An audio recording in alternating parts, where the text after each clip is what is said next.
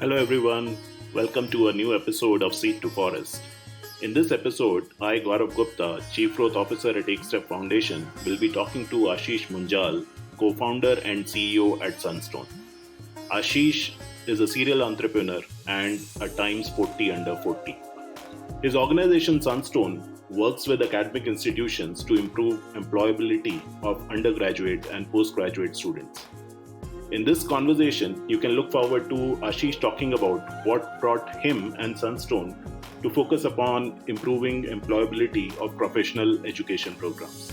You can also look forward to Ashish talking about what does it mean to look at possibilities from a student's perspective and what does it take to work with tier 2 and 3 colleges and institutes to take up their campus placements. A lot of possibilities opened up for me talking to Ashish in this conversation, and I hope it does the same for you. Happy listening. Hi everyone. Today I have with me Ashish Munjal, who's the co-founder and CEO of Sunstone, which plays in the higher education space. Sunstone works closely with a lot of academic institutions so that the employability of the learners can be really improved. In fact, Ashish is also a times 40 under 40. And in today's conversation, we look forward to his journey of building Sunstone, where he has brought it today and what's in store in the future. So welcome, Ashish, and thank you for making time. Thank you. Thank you so much, Gaurav. It's lovely speaking with you. Thank you, Ashish. So we'll start with probably the origins of Sunstone, right? Usually companies are founded around a problem that troubles founders deeply and they kind of get attached to it, right? So what was it for Sunstone? I mean, if you were to go back to the origins, was there any deep problem, deep connect with something that you saw as issues on the ground, which led to the birth of this idea?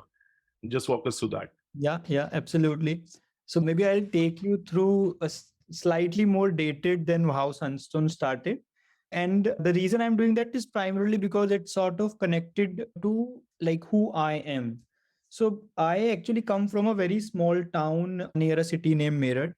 And I have seen the education system of the country up and close. And when I say education system, which means that I have actually not been to one of the top tier engineering colleges and all.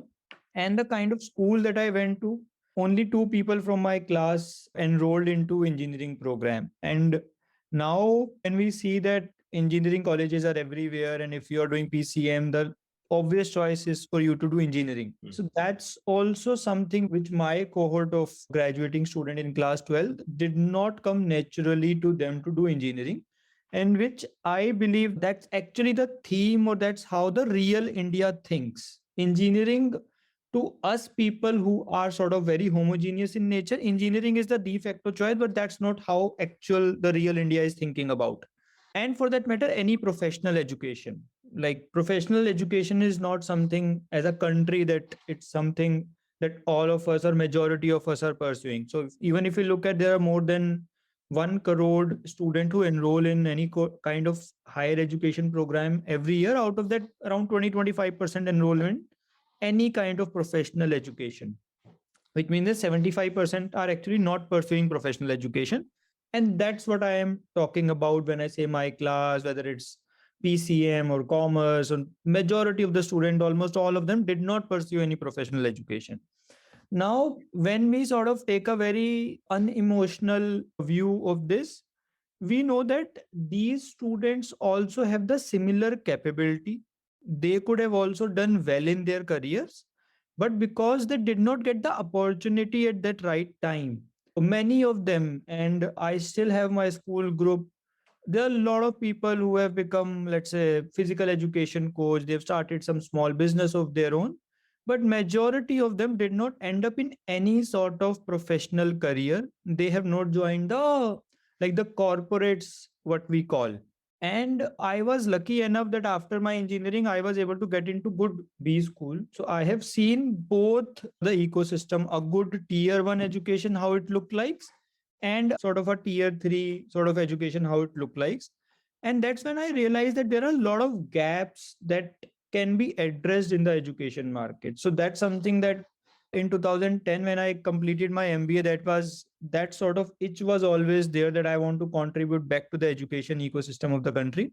And while growing up also, when I was in class 12th, I used to teach students from class 9th and 10th, take tuitions. When I was in engineering, I was teaching class 11, 12. So, and that was kind of the environment in the family, because all three siblings and my parents, all of us used to teach, like take tuitions and teach students. So that environment was there that, okay, one, obviously it helps you fulfill your own expenses. So I was sort of independent since class 11, that my tuition fee is being paid by my parents, but rest everything, all my expenses, my books, my going out expenses were taken care by me. And that's not something that I was doing, something which is not common. Like all three of us were doing that.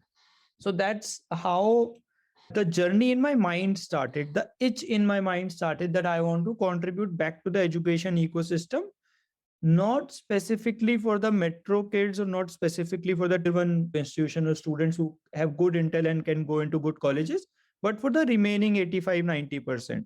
So I started something during my Bank of America days as well, during 2012-13. Couldn't scale that up, shut that down within first 6 months itself. So it's sort of in 2019 when I was moving out, coming out from my last startup. That's when Piyush and I decided that, okay, this is the right time. We have had some startup exposure, we have done some mistakes, and probably if we have to do something in education, this is the right time. So that's how the whole sort of background and how Sunstone was conceptualized. And when we talk about the problem that we are trying to solve, so if we look at the tier 3 or tier 2 education system in the country, we read a lot of reports everywhere that Indian graduates are not employable. Only some report says that only 9% are employable. Some says that only 40% get into jobs. But whatever number we may take, every number says that majority of the students either are not employable or don't get any jobs. And when we say majority of them don't get any jobs, we are not talking about the pure sciences or pure arts program. We are talking about the professional education programs. So if we take a view, at the first instance, we know that only 25% of the graduating students from class 12th do any kind of professional education. Of these 25%, only 35 to 40% get into any sort of jobs, which means that only 10% of the students who are pursuing higher education get into any sort of job. Now that's as scary as it can be, because we have such a great talent pool available in the country, and the world is looking at us that, okay, India will become the next growth engine. India is where the lot of opportunities are. And here we are saying that only 10% of students who are enrolled in higher education will get into any sort of jobs. So that's the problem. That's the larger context with which we started, per se. It's in fact very fascinating, Ashish, because while you said you looked at things objectively, but in a way it was coming from a very strong, deeply felt emotion. I think your own personal experiences plus what you felt as how to contribute to the society, to the ecosystem, and address this problem. In fact, the other angle I notice in this is the aspect of that, and especially when you spoke about the numbers, that effectively speaking, it is only 10% of youth which is finding jobs in professional setups. And there is a huge 80-90% which is not able to avail it. And especially those who don't go to tier 1 kind of colleges, who may be in tier 2, 3, and that kind of a thing. So I think, and you spoke of the fact that the talent pool in the country is abundantly available, right? The skill sets that they have may be good enough, but probably not polished enough. So just wanted to kind of speak about that, while that of course is abundant in terms of the people and the masses in India, of course, we have the population for any kind of scale. But how did you then start the journey in this context, right? What were some of the early inroads that you made as you got into doing this? Yeah. So I still remember the first few things, or the first few things that we discussed, and we decided that what's the road that we are going to take. So when any education entrepreneur that we think of, I'm talking more from the point of view of the people that we are, the kind of cohort, that kind of startup industry that we represent. The first and the most obvious thing is that, okay, students are not getting jobs after colleges, they're not employable. Why don't you pick them up, train them for a period of 5-6 months? And all of us know that 5-6 months is a sufficient enough period for to train any student, skill them, and ensure that basically they get into any sort of jobs. That's when we realize that if we are doing that, let's say अगर कोई बच्चा college खत्म कर रहा है और उसके बाद I am sort of getting him on board and putting him into a 6 months course, that's something that has been overdone to death already. Now the problem is not in the product. The product is good. Like if you can get a student dedicatedly for 6 months, you can train him and you can put him to employment. Right. That opportunity is there, that product is there. But the problem is that there is no market for that product. Because if you take a view from the student perspective, when he is signing up for a college in a professional education setup, like he's doing a BCA, BBA, BTech, whatever program, MBA, MCA, now his expectation is that as a student, I am signing up for a college, and as a college, you are first putting your own criteria. You are asking me to do a test, interview, whatever, and then you are giving me an offer to join the college, which means that you have done, as an institution, you have done your due diligence.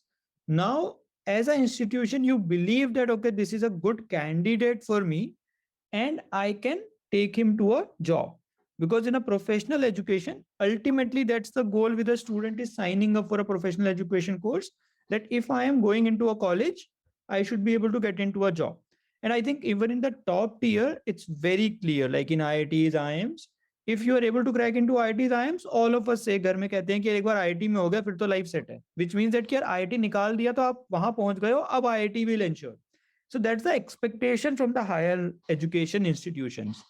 Now what happens is that there are two outcomes of higher education in college. One is your credentialing, which is your degree part. And second, there is the unsaid thing, unwritten thing. I won't say unsaid, the unwritten thing is that if you're completing your degree and you're completing your program, you should get a job. Now, that's not written. Degree part is written, that if you complete your examination, you pass your examination, you will get the degree. That is a written promise. But getting a job is an unwritten sort of a promise. Now, from the student perspective, he thinks that whatever my institution is asking me to do, if I continue to do all of that, I should get both. I should get a degree and I should get a job. That's the understanding, or that's the place of trust where the student is starting his education journey from. Absolutely. Now, what happens is that a college will ask you to go through interview, test, whatever, and then they give you an offer to join the program. After that, they will ask you to do your midterms, your end terms, and all of that. And if a student is doing all of that, eventually he will get the degree. That's the written part of it. But 60-70% of the students do not get the other promise, which is the promise of a job. So now the question is whether as a student community we are failing, or we are failing as an education provider as a community. Because that was also the part of commitment. It may not be a written commitment, but that was also a part of commitment, that if I take admission, I do everything what you are asking me to do, eventually I should become employable. Otherwise, what's the purpose of the professional education? So there's expectation mismatch that is There's like happening. Expectation mismatch भी नहीं है, क्योंकि college भी ये नहीं बोलता है कि अगर आप सब कर लोगे तो आप एम्प्लॉयबल नहीं बनोगे. क्योंकि कॉलेज आगे से आके कोई भी इंस्टीट्यूशन ये नहीं बोलेगा कि आपने आज सिलेक्शन भी हो गया आप, और उसके बाद आप सारा सेमेस्टर एग्जाम भी पास करो, उसके बाद भी आपकी जॉब नहीं लगेगी. सो एक्सपेक्टेशन मिसमैच नहीं है. College is giving you that expectation कि अगर आप सब कर लोगे तो जॉब लग जाना चाहिए. So it's a problem of mistrust rather than expectation mismatch. So that's what we realized, that the market is for this program. Market is for the full-time degree programs, then these 6 months program. So that's when we decided, if the problem of unemployability has to be fixed, it has to be fixed within the college premises, within the college program. You cannot create one more program for student. कि ठीक है, अब आपने degree कर ली है, very good, बहुत अच्छी बात, आओ अब 6 महीने का एक बूट कैंप और करते हैं, इसके बाद जॉब लगेगी. बिकॉज वो स्टूडेंट एक बार ऑलरेडी मिसट्रस्ट का शिकार हो चुका है, तो his probability of putting trust again in education system is then very little. And that is the reason the degree market is such a large, such a huge market. but the boot camps or the employability market on top of that, which we call finishing school market, is very little. Mm. So that is the problem, that you cannot once, like, if I am being an education provider, I am part of the education provider community. So on behalf of education providers, this is what we can't do कि एक बार बच्चे के साथ हमने mistrust कर दिया, उसका trust तोड़ दिया कि उसको जॉब नहीं लगा, और फिर कह रहे हैं कि अब तो मेरे पे दोबारा ट्रस्ट कर. So it should be done in one single thing. Like अब आप डिग्री कर रहे हो, चाहे आप यूजी कर रहे हो, चाहे पीजी कर रहे हो, but it should be done with in that. So that was the premises, that was the thought process, and that is the reason the numbers speak for themselves. There are 25 lakh students who are pursuing professional education in our country. So idea was that, can you plug your programs within the college, within their own program that they are pursuing, BTech, BCA, whatever they are pursuing, and ensure that by the time they graduate, they have both. They have a degree and they have a job with them. So, Ashish, this is very interesting in terms of how you described it. And I kind of picked up two key things in this context. One is the way you looked at the problem. And a lot of people, even today, when I look at some of the other founders, they may be looking at it as a bootcamp market, right? Or as a finishing school on top of the standard education degree provider kind of a thing. Whereas you think it should be embedded within that. So that itself is a very interesting take at it. And wanted to probe a little deeper in that context to understand that, was it a function of experiences that you had when you were dealing with such children and such colleges, and of course also with the employers? Or how did that kind of insight or that perspective come about? That's one angle. And of course, the second thing that I picked up, that when you clarified that it's not a misexpectation, it's actually mistrust. And I think that itself is very, very interesting in terms of how you look at it. So the framing of it from a mistrust perspective. So we can speak about a little bit of about the experiences of how you looked at the problem in that fashion, as well as, why mistrust and why not misexpectation, that kind of a thing, because both are very, very interesting in terms of how you look at it. Yeah. So one obviously is that, as I was telling you, the kind of engineering college that I went through, out of my like computer science batch of, I think, 120 odd student, the people who get campus placement from the campus was probably in single digit or early teens. So majority of my batch actually went through one of these. Like somebody went to do a CDEC program, somebody like just they moved to Noida, some people moved to Bangalore, and then they either started pursuing some course, that somebody started learning coding, somebody started just going to walk-ins. So that's when the initial seeds were like sowed, that okay, something has not happened right. Like few of us are lucky enough that we were able to get into jobs through the campus, but that was like very, very handful of us.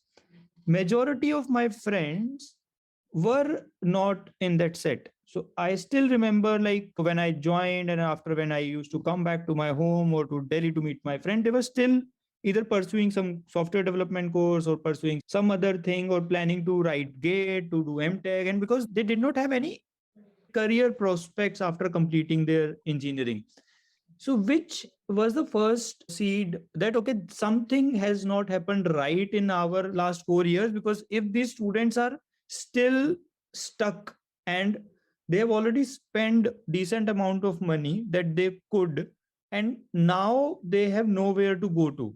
Got it. So a lot of your personal experiences looking at your own batchmates, that itself was a big factor. It was a starting point.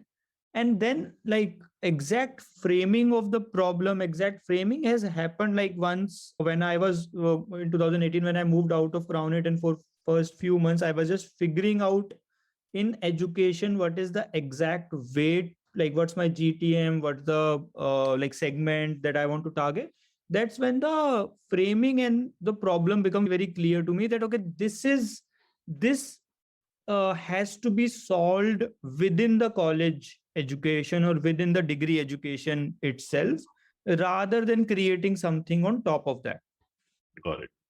No, that itself is, gives a lot of insight about how to approach the problem and really define the right frame for it, right? Because a lot of times when you do not frame a problem well, you may go and do things which may not lead to the right result. Absolutely. That now brings me to the next question, which is that as you, of course, worked on this as a problem with this kind of framing, and as you worked hence with the institutes and also with the students, what were some of the aspects that showed up? And, if you can speak about the fact that as you went about doing it, what were the kind of mistakes that you made, and what were the kind of learnings that came through?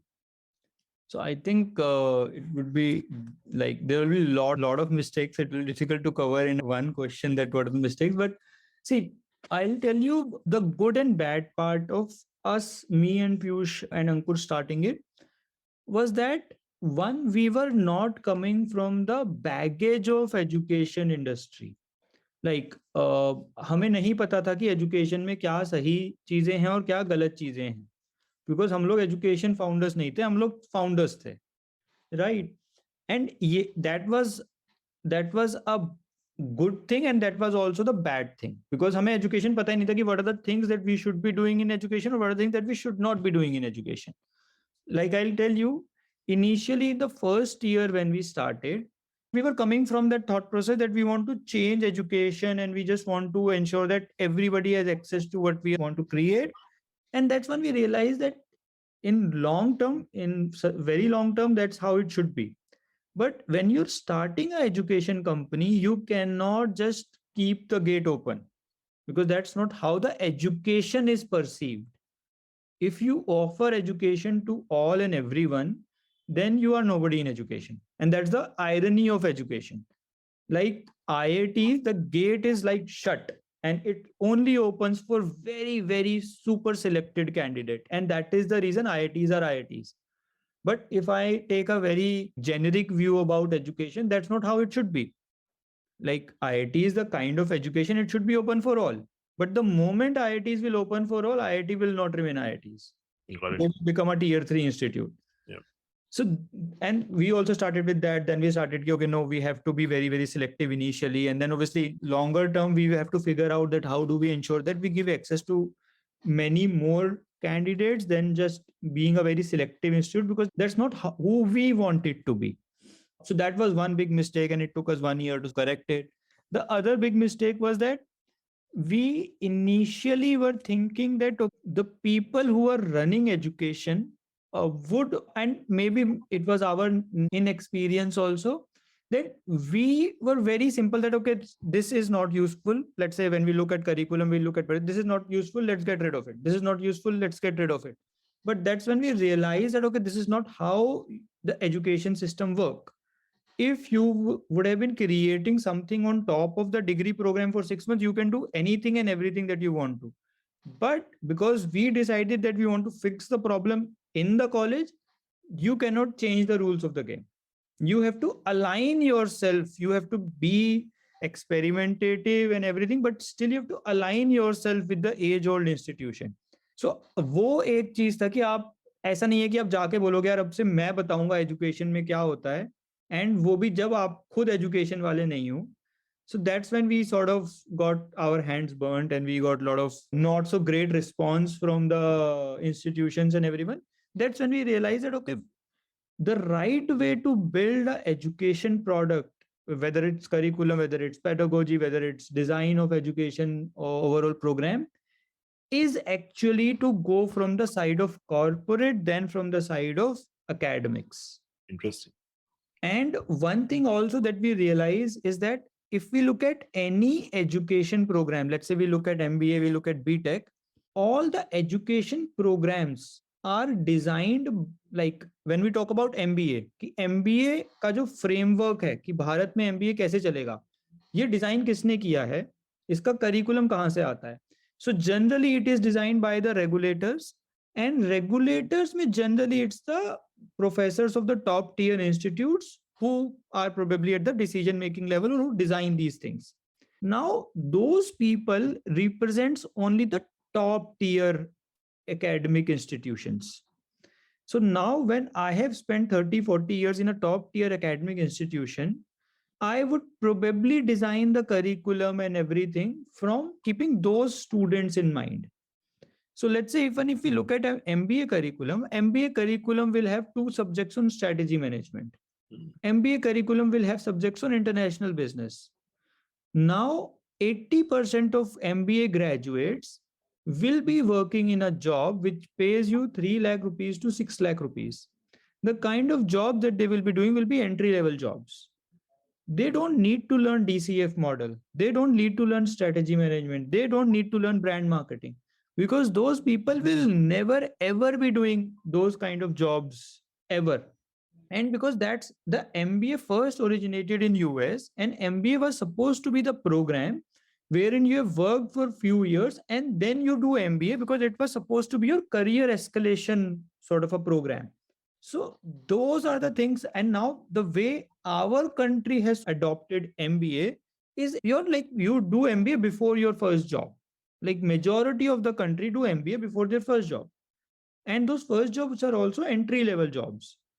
But the MBA is not design for that. So बहुत सारी irony है education में ना. सो एक irony अब ये है कि हम लोग कहते हैं कि यार जो हमारा MBA ग्रेजुएट्स हैं या जो हमारे प्रोफेशनल एजुकेशन से बच्चे ग्रेजुएट्स हैं उसमें से सिर्फ 40% ही एम्प्लॉयड हैं और सिर्फ लेट से X% ही एम्प्लॉयबल हैं.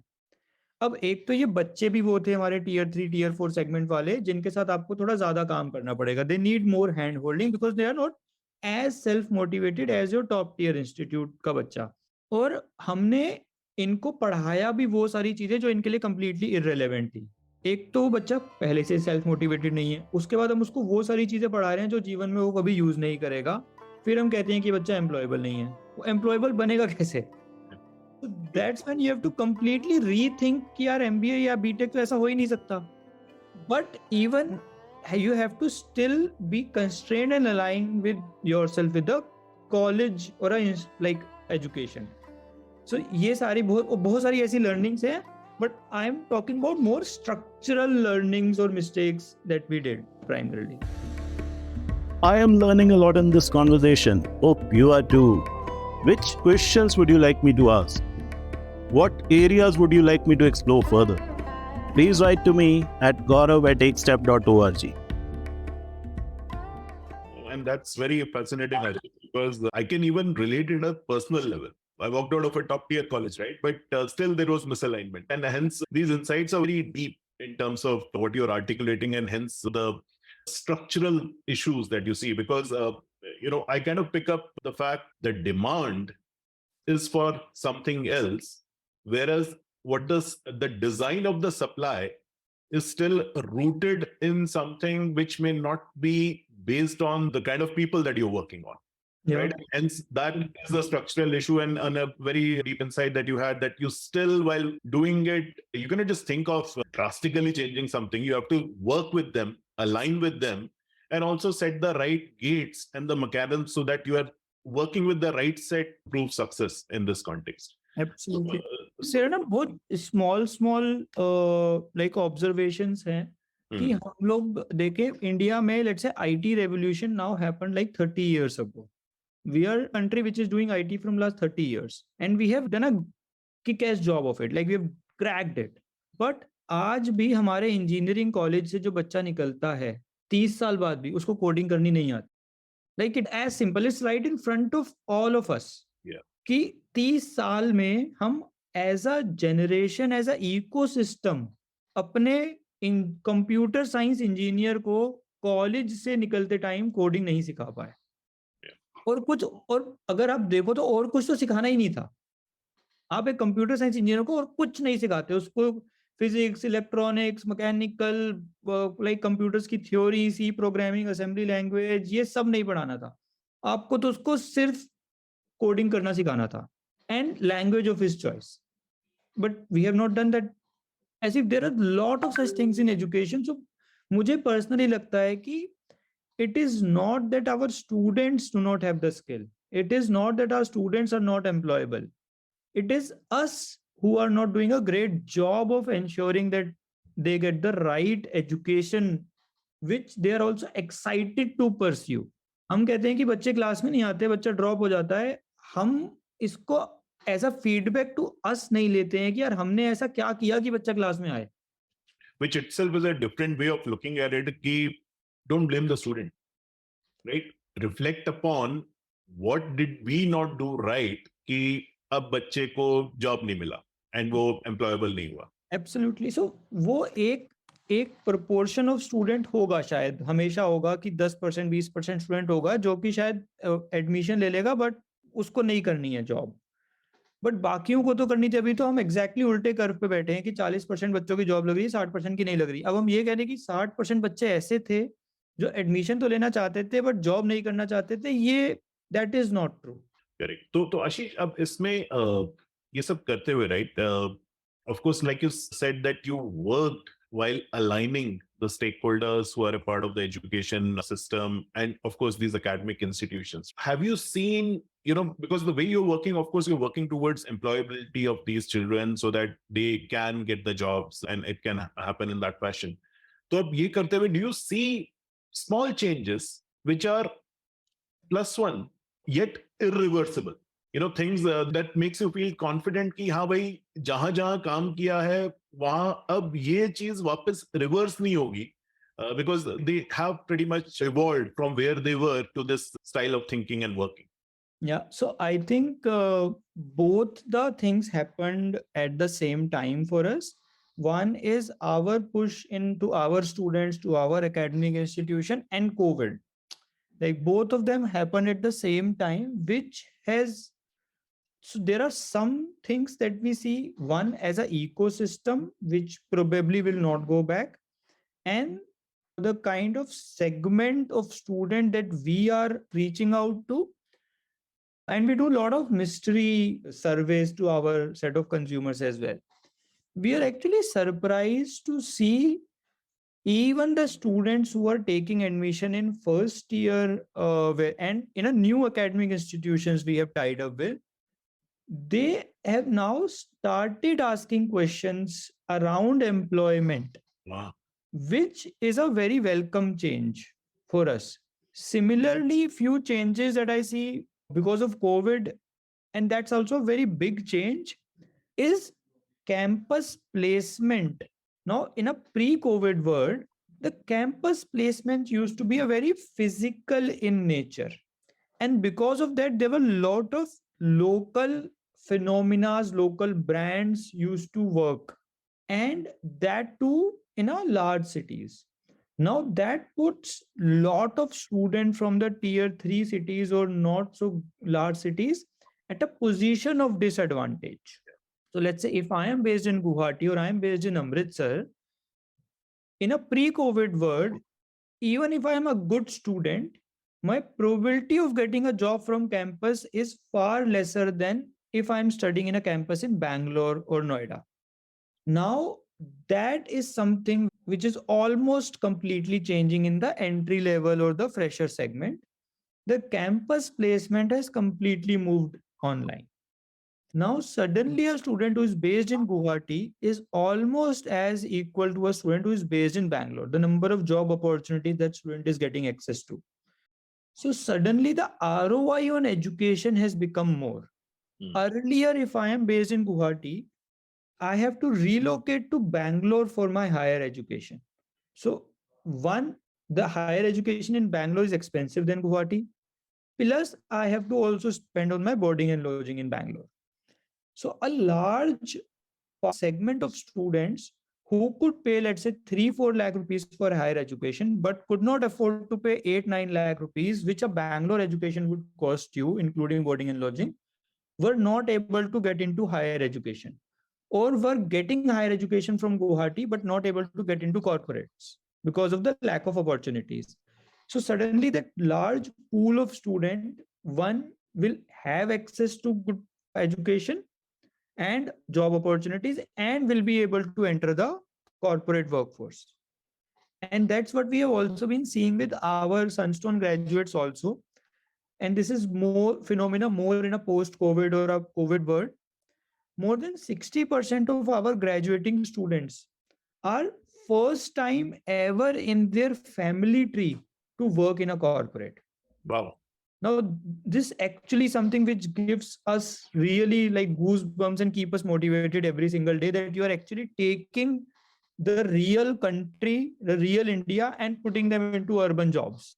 Yeah, No, that's really wow, because that is the sign of the change that is Yeah. happening. And you spoke about quite a few of them in terms of how kids in the first year are asking questions about employment and employability, of course, right? And COVID as a accelerator, but especially the changing scenario of campus placement and Yeah. how it has begun to happen digitally to, in fact, students getting opportunities, especially those from far-flung areas and first-time corporate world entrants from families which have had nobody. Very, very fascinating, Ashish. So in this context, it kind of naturally leads me to the next question. So I think COVID kind of became an accelerator of digital, right? And of course, we speak about India being one of the leading nations when it comes to digital infrastructure, right? So, Absolutely. what do you see changing, and how do you see companies like Sunstone or the consumers of Sunstone, which is the students and even the academic institutions as partners, benefiting from this evolution of this digital infrastructure in the country? Yeah, yeah. So it is happening on two levels.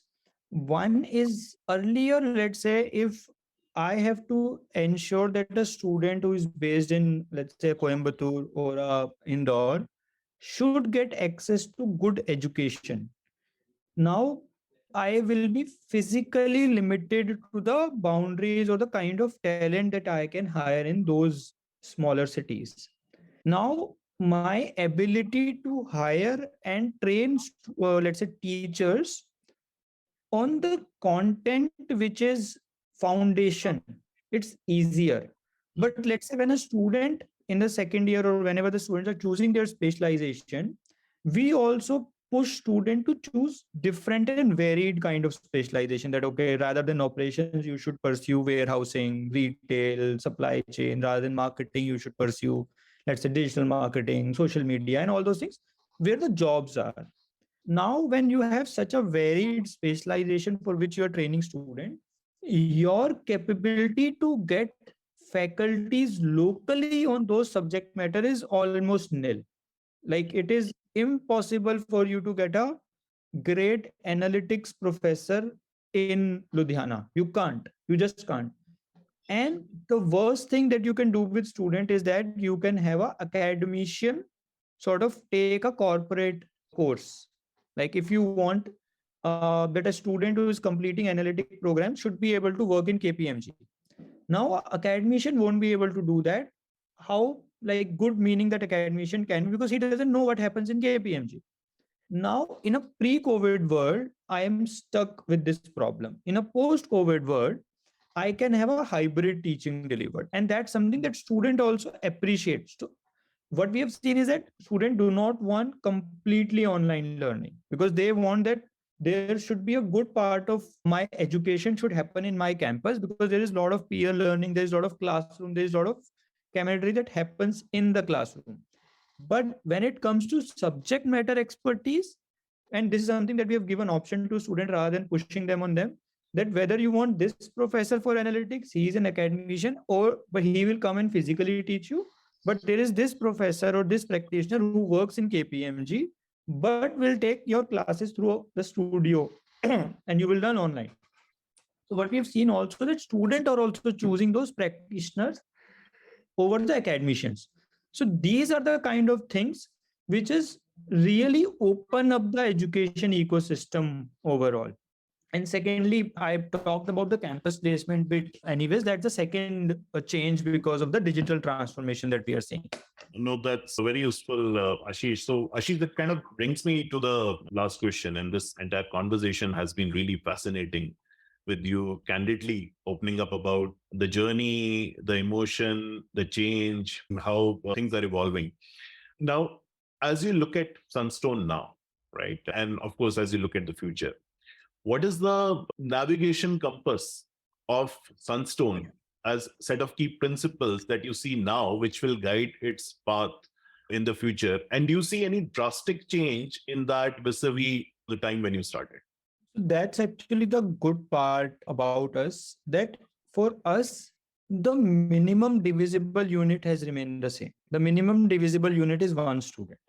And so in that way, we think of ourselves more like an internet company. Like an internet company also, if you do one transaction or one iteration on your the minimum divisible unit or North Star that you call, well, then you can scale it to, let's say, thousands of such thing.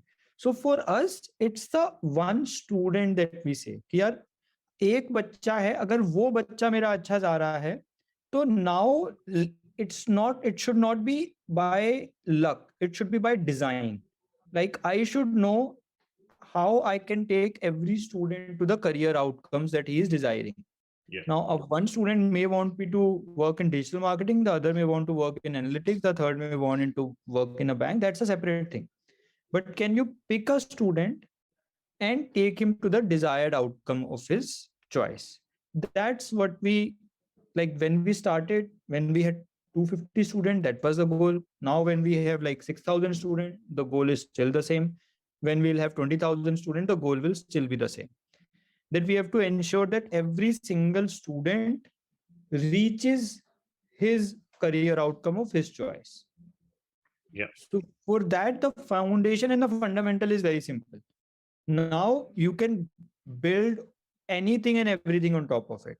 That how do I conduct my classes? How do I ensure that what are my extracurricular? What's my training program? What's my placement program? What's the different kind of specialization do I have? But ensure that you always have very clear focus what you're building towards. That's the only single thing. And I don't think like even if, let's say, even if you reach a scale of 1 lakh students, that is going to change. It's very, I consider ourselves very lucky in that manner that we were able to identify and we have that from very clearly written, and that's the written value that we have. Like it's not, so our core value is to deliver success to every student. And whenever you are taking a decision, ask this question: is it right for the student? At any point in time, whatever decision you are taking, if the answer is that, okay, is it right for the student? If the answer of that question is no, don't do it. Doesn't matter. Just don't do it. So if you continue, keep abiding by these two principles, I think rest everything will fall into place. Got it. So thank you so much, Ashish. In fact, I want to also ask a bonus question now that you described these two principles. So when you see that something doesn't happen in the context of these two key principles, how do you react to it? How do you get that, sorted? Yeah. So as I said, ultimately, it should be by design. So if something is not working, let's say if in some campus, the students are, let's say, not reaching to employment, then it's not by luck or it's not because of chance. It means that something in design is not working. So you go back and figure it out that what's not working. And that's the only job that we have. Like in the organization, there will be hundreds of things that go wrong every day. 100 of operational things, 100 of things that will go wrong every day. But ultimately for us founders, it's this basic thing which should work. If the basic things are working, tactically, there are a lot of things that may go wrong, that may go right. You cannot be excited if something happens good. You cannot be demotivated if something is not working out. But as long as the design is working fine, then eventually things will work out. Got it. So you may be correcting the design a few times so that it goes through against the principle. Absolutely. And that's something that I personally am a big fan of iteration. I personally believe that I know nothing. I am not good at anything. The only thing that I am good at is iteration. Ultimately, when you keep iterating, कभी ना कभी आपको पता लग जाता है कि now this fits. And when you know in your heart that this fits, just stop and start scaling things up. So that's the principle with which we work, because I have seen a lot of people, and this primarily happens in education because, and as I said, one advantage for us was that we are not from education industry. We were not, and now I can't say we are not, but we were not from education industry. So we were just coming without any baggage that we don't know what works in education. We only knew the first principle, how to create a startup which customers love. And that is something that you get by iteration. You do something, your customers will tell you whether it's working or not. The students will tell you whether it's good or not. So you just keep listening to them. And that's something in education which is not very common, because people who run education businesses, and I'm not talking about startups, it is with the academic institutions or the traditional business also, they know that, they think that we know education, we are education. So वो एक problem हमें लगा कि वो नहीं होना चाहिए शायद, and that's where the startups come and disrupt. Got it. So Ashish, you've been very humble, very candid, also a lot of insights which can change a lot of perspectives. I mean, I learned a lot from this conversation. I think I have a slightly better perspective listening to you and talking to you about it. And I hope, the same happens for the listeners who go through this. Thank you so much, Ashish, for making time. Thank you for being candid. Thank you so much. Absolutely. It was a pleasure, Gaurav. Thank you so much for having me. Thank you. Take care. Thank you.